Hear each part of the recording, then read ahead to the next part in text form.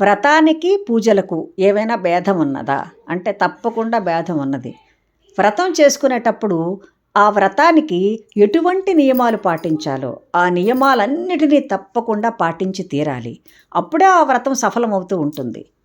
ఇప్పుడు ధనుర్మాసం నడుస్తూ ఉంటుంది. ధనుర్మాస వ్రతం సంకల్పించిన వాళ్ళు ధనుర్మాసంలో ఆ వ్రతం చేసేటప్పుడు ఎటువంటి నియమాలు పాటించాలో ఆ నియమాలనన్నిటినీ పాటించాలి.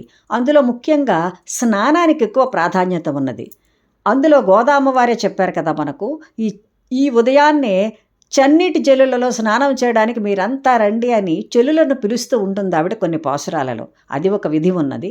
అంతేకాకుండా కంటికి కాటుక పెట్టుకోకూడదు, తలలో పువ్వులు పెట్టుకోకూడదు, పాలు నెయ్యిని కూడా విసర్జించాలి. ఇటువంటి నియమాలన్నీ ఆ తల్లి పెట్టింది కాబట్టి ఆ నియమాలన్నీ పాటించాలి. మామూలు పూజలు ఏవైనా చేసుకునేటప్పుడు నియమాలు పాటించకపోయినా పర్వాలేదు, కానీ ఈ ధనుర్మాసం ఒక వ్రతంగా పెట్టుకున్నాం. ధనుర్మాసం అనే కాదు, ఏదైనా ఒక వ్రతం అనేటటువంటిది మనం సంకల్పిస్తే అందులో ఉన్నటువంటి విధి విధానాలను తప్పకుండా పాటించాలి. పాటిస్తేనే ఆ వ్రతాన్ని మనం చేసిన వాళ్ళం అవుతాం. అది గుర్తుపెట్టుకోవాలి. అప్పుడే ఆ వ్రతం మనకు సఫలం అవుతుంది.